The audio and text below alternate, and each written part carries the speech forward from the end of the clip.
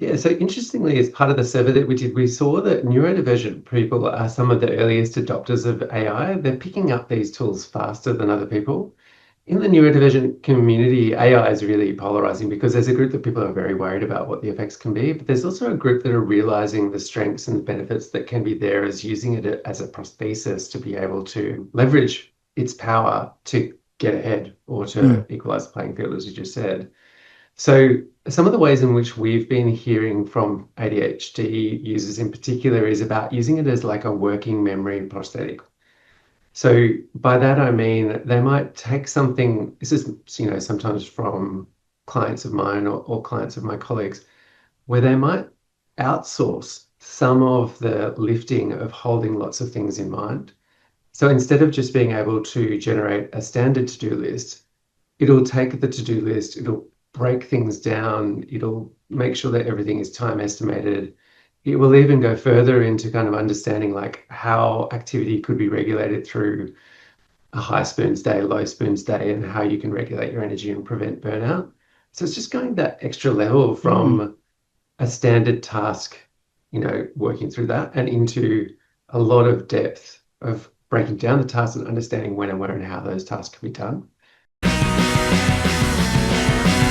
Welcome to Season 2 of ADHD Difference. I'm your host, Julie Legg, ADHD advocate, author of The Missing Piece, A Woman's Guide to Understanding, Diagnosing and Living with ADHD, and an unapologetic doer of many things. This season, we're turning up the volume with a global lineup of brilliant guests, bringing their lived experiences, insights, research, strategies, and resources.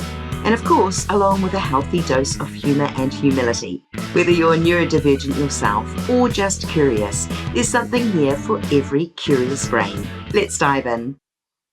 Today, I'm joined by Dr. Jay Spence, a clinical psychologist, serial entrepreneur and co-founder and co-CEO of Evro AI.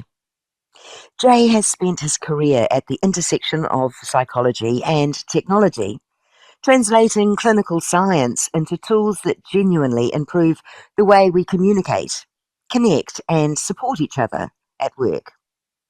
While Jay is neurotypical himself, he has devoted years to understanding the lived experience of ADHD and autistic professionals and the very real barriers they face inside workplaces that often move too fast, communicate too unclearly, and rely heavily on soft skills that were never designed with neurodivergent brains in mind.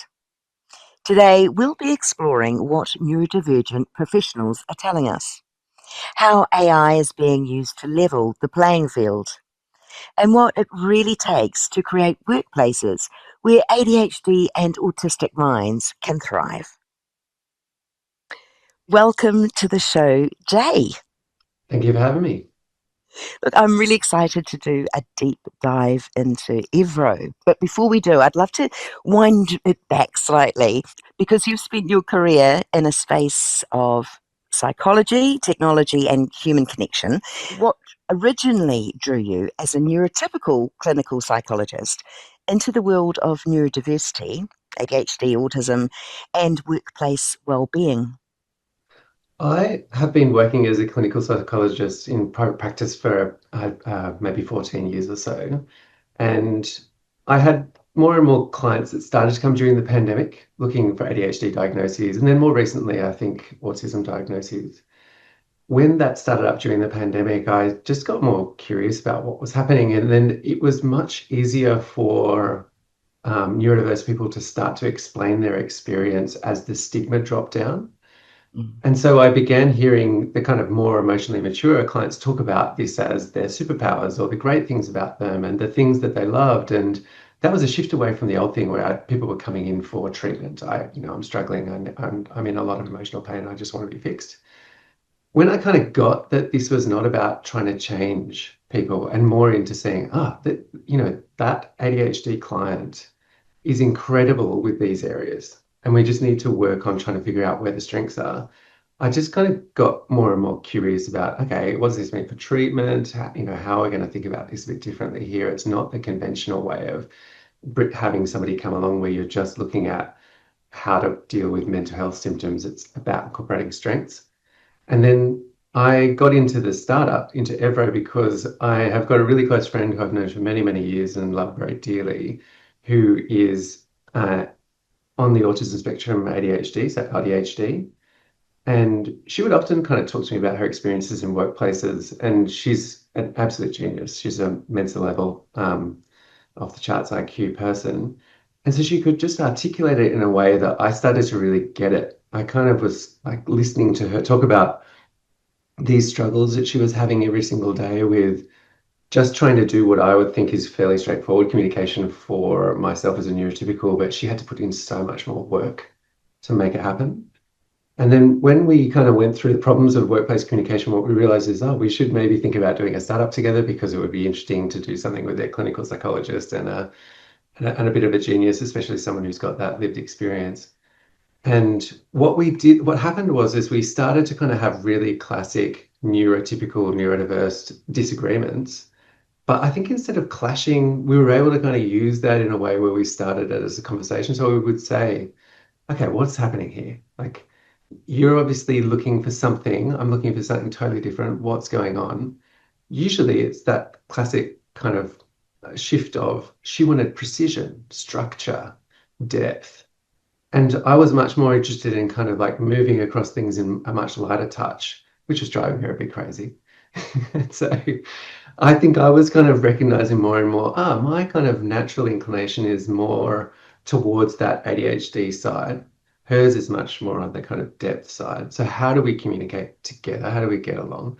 And we started to use all of that as ways to build the product together. We looked at the conversations, looked at what worked between us, and then we looked at how AI could be used to start to improve that. Yeah. And you talk about the spectrum of experience in neurodiversity. From your perspective, what are some common neurotypes you see in the workplace, and what do leaders often misunderstand about ADHD and autistic professionals?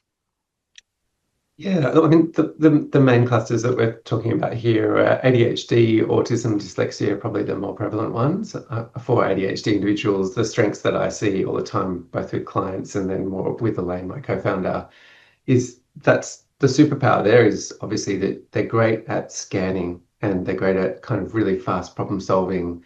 They're really good at creativity, hyper focus if it's something they're interested in, obviously. There's some Achilles heels that can be around distractibility, time management, things like that, obviously. But then on the next cluster, you've got autism, which is not quite as prevalent, but I'm hearing about it more and more through my private practice now. And it's huge strengths in detail-oriented work, logical analysis, much more kind of depth-oriented. But then the Achilles heels being around sensory overload, burnout, Mm. difficulty in understanding non-verbal cues. Dyslexia comes up quite a bit as well. I think dyslexics, I'm generalizing here, but they tend to be a little bit more better on things like big picture reasoning, empathy, interpersonal relationships, but then it's difficult to read and get things down on a page, and so things might slow down in some of those areas. I think what the shift is that I am hearing when I'm talking to leaders and working in organizations, I used to work a lot in consulting, and luckily, I feel like I was mainly in workplaces where the leaders had an understanding, not a deep understanding, but a desire to learn. And what I was hearing from them is that they're starting to kind of understand, that's not a deficit, it's not a problem. It's about trying to understand how the environment is going to need to be adjusted for that person in order to be able to thrive. They're still struggling with the logistics of how to do that a lot of the time. So I think there's a very long way to go in terms of advocacy, especially for general kind of education and things like that. But I would hear them kind of start to talk a bit about, oh yeah, so and so, that client, sorry, that colleague, they're really good at ABC activity. So it's kind of like this shift between language where that person may have previously been described as really scattered and Mm. now kind of saying, that person's really good at scanning. This person's really good at synthesizing these types of things. So we'll think about it in that way. So it's starting to happen. But long way to go, but it's starting to happen. We've mentioned a couple of times about the strengths, and we referred to them before as superpowers. And I'm really glad that shift has been made. Several years ago, the word, and maybe still today, the word superpower seemed to be like such a polarizing word when so many people were struggling with their neurodivergence Mhm. and a feeling that that was holding them back. And even the thought of looking at their strengths just seemed like a foreign country. It's just far too difficult. So I'm really glad that we're bringing it around now and looking at those strengths because they are pretty magic. Now, I'd like to talk to you about Evro because you recently surveyed more than 300 professionals, half neurodivergent and half neurotypical, and the findings were astonishing. And I was wondering if you could walk us through some of those key insights. Sure. So there's 302 people in the survey. It was a survey done through an online platform. Mostly people in the US were responding, some from Europe, some from Australia and Asia. And what happened in that was we asked a couple of questions that weren't directly saying, are you neurodivergent, but they were proxies for them. So some of the questions we would ask is, do you tend to spend more than 2 hours per week thinking a lot or worrying about your communication with others in the workplace? And a cluster of those we would think would mean that some people were going to be more neurodivergent leaning than others. It ended up being a 50-50 split, which is not what we were expecting. But it just, perhaps goes to show that there might be a lot more undiagnosed neurodivergent people out there than we think right now, currently. Right. 68% of all respondents reported frequent anxiety, confusion, or fatigue in meetings. That's pretty big. I mean, it's all of us kind of coming out Mm. of those meetings. My wife is a raging extrovert. I think she might be the one exception from the rule. She seems to really love them all. So she's in that other 30%. There's also some parts that came out that like not only are they fatiguing, but they're also quite anxiety provoking for a lot of people. So neurodivergent leaning people in particular were much more likely to report feeling quite anxious in the meeting or after the meeting. And so that's kind of part of what I wanted to talk about today is like I think the survey finding was really showing that there's two things that are happening for neurotypical versus neurodivergent people at work in two layers.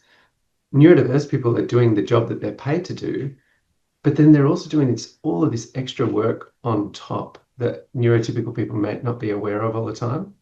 Mm. And so it's the masking, it's the thinking, it's the planning, it's the adjusting, it's all of this stuff, which is, I think, something which is important to think about when you're coming into a workplace, trying to have a conversation that if you're dealing with someone who's neurodiverse, A, they're working considerably harder than the neurotypical person in that conversation, but they're going home tireder and they need more time to recharge. So I'm looking at some more data here. Almost half of people, just this is out of the whole sample, struggled with knowing when to interrupt. But that was almost doubled again for people who were obviously on the autism spectrum.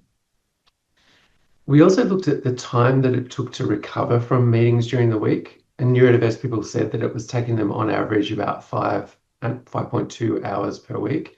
Neurotypical people saying it was less, it was about 3 hours. So that's a significant delta there, about an extra 2 hours per week just to recover from meetings. Um, People who are neurodivergent are much more likely to reflect on the meetings. So 2.5 times more likely to think back through a meeting. I don't tend to do that after a meeting unless it was a really kind of difficult or tense one. But it was really interesting to kind of see these survey responses about the amount of thought, and I think kind of thoughtfulness and care goes in for neurodivergent people. Sometimes it might be worry as well, but I think it's also just trying to think through how to do better in the next Mm. meetings. There are often self-improvers. Um, yeah, so the picture overall, I think, was really about this delta between the neurotypical and the neurodivergent of for a neurodiverse person, it's their job, plus it's all this extra communication work. So, Jay, with regards to how neurodivergent professionals are using AI at the moment, you've gathered these fascinating insights into how neurodivergent professionals are using tools like ChatGPT at work. What patterns are you seeing, and how are neurodivergent early adopters using AI to level up the playing field or to get ahead? Yeah, so interestingly, as part of the survey that we did, we saw that neurodivergent people are some of the earliest adopters of AI. They're picking up these tools faster than other people. In the neurodivergent community, AI is really polarizing because there's a group that people are very worried about what the effects can be, but there's also a group that are realizing the strengths and the benefits that can be there as using it as a prosthesis to be able to leverage its power to get ahead or Mm. to equalize the playing field, as you just said.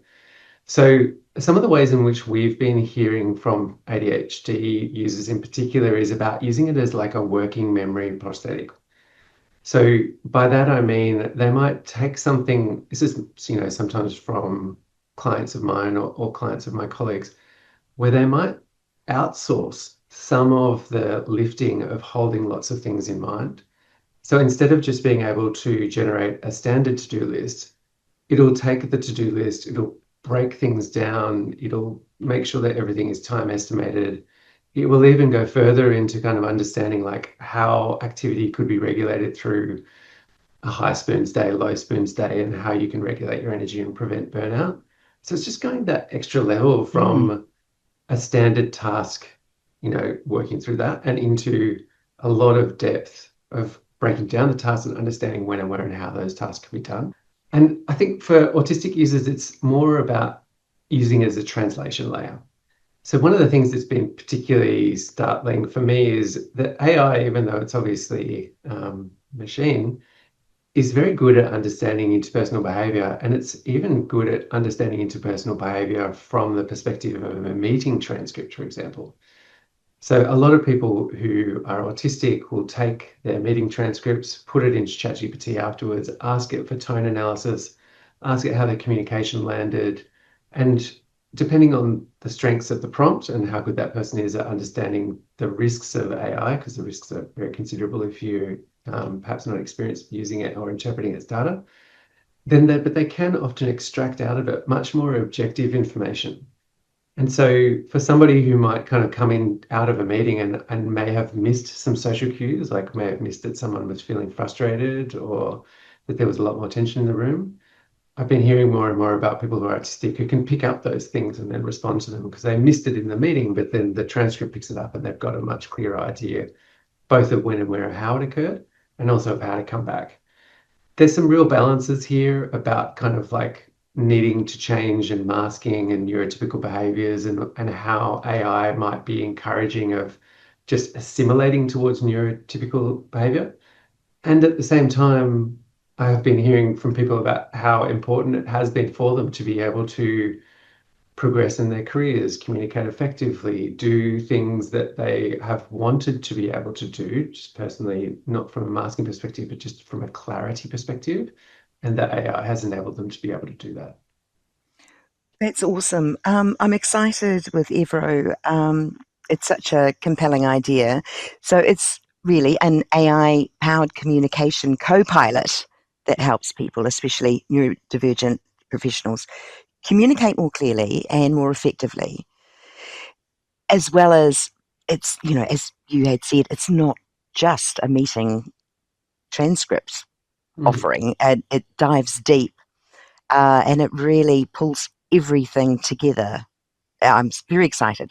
So, what inspired the creation of Evro, and what's exciting you most about where it's heading right now? Where are you at? Look, what inspired me most of all about Evro was my co-founder. So she's neurodivergent, talking to her for many years about her experiences in the workplace and how difficult it was at times to communicate effectively or to deal with burnout. At the same time, she's one of the smartest and most brilliant people I've ever met. And it just tweaked for me about how many people were probably like her sitting in offices and workplaces all around the world, but probably either hidden. I don't know whether people would have always recognized Elaine and how good she was, or burning out. So being in the workplace, but then being sabotaged because of how much work was required. So the inspiration was mostly about her to jump in and look at how could we solve this. The second inspiration was about mental health. So my background as a clinical psychologist has meant that I've looked at the research for a long time. There are really clear links about how the workplace can cause mental health difficulties.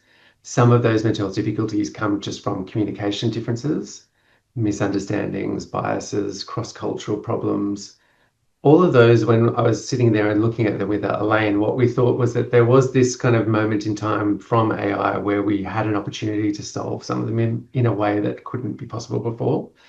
And so the inspiration really was about Elaine, about wanting to solve for communication, about wanting to solve for mental health, and about using her background as a starting point, being able to solve specifically for people who are neurodiverse in the workplace, because they think so much about communication and they've got so many ways of being able to work that we could help and then use their knowledge to be able to help neurotypical people to understand them as well. Yeah. Evro, at the moment, it's in a beta mode. You're working on it still. By the time this episode goes to air, which will be mid-January, can you tell us where it will be at and what might be available to some of our listeners to try and test it out? Yeah, we would really welcome all of your listeners to be part of the next software release. We're releasing a beta round in early January, so probably around the first or second week of January 2026. In that beta round, you are very welcome to try out the software. And for anyone who comes in who are your listeners who is trying out the software in this first round, we will give them a year's worth of free access. And so what the platform is about really is, if you imagine for someone who's neurodiverse on those days where they might kind of end up at the end of the day really exhausted because of a day worth of meetings, where a lot of the energy might have gone into trying to read the room or hold 1,000 things in their head or think through vague instructions or worry about things that might have been missed. Evro is that communication co-pilot that sits next to their meetings. It's totally private. People can switch it off so that people don't know it's being used, but it acts as a second brain for communication. It does things like it will take the meeting notes, it will create the action items like a meeting note taker, but it goes beyond that to offer other tools for people with ADHD, autism, dyslexia, to help them to organize what's going on. And so because it's been designed by Elaine, who is neurodivergent, really what she was doing was building out all of the things she needs as somebody who's got ADHD and on the autism spectrum to be able to organize all of her communication and thinking. There's tools in there which act as a translation layer, so helping to kind of like think through how to communicate better and how to communicate more effectively. There are tools in there to help people with ADHD to kind of get back on track if they lose track in a meeting, like how to regain focus, what was missed, and bringing them back in quickly. And there are other tools in there that are really about trying to make sure that communication for the individual is slowly improving over time so that they can get raises, get ahead, and progress at work. And the test is in the previous round said that it was life-changing, and that was amazing for us to hear. And so we're really looking forward to anyone that might want to be involved in the next round if you want to just get in touch with us in January. That's exciting. And the way you've described it, Evro is not a crutch, it is a tool. And that tool, if it helps us analyze our own behavior and learn from it, we're actually improving ourselves along the way too. And tell me, Jay, it works alongside other AI bits and bobs like Zoom, for example. It can all interconnect. Yeah, it can work with any meeting note taker. You can use your existing software. It's just going to sit next to your meeting software. And then for privacy, you've got the option to let people know that you're using it or to keep it hidden if you prefer not to. Yeah. That's brilliant. And for someone who may be listening who struggles in meetings or with written communication because of their ADHD, how might a tool like Evro meaningfully shift their day-to-day experience? Yeah, so imagine that you're about to come into a meeting and it's kind of feeling a bit unprepared. So one of the things it does is kind of help to give people meeting agendas with all of the context. It remembers all of the previous meetings. And then there's a button to click where you can bring up that straight away and say, okay, here's the full history. Here's the things that are important. These are the things that you would need to think about to get the best out of this meeting. And it learns about the individuals, both the individual who is the user and also the people that you're having meetings with.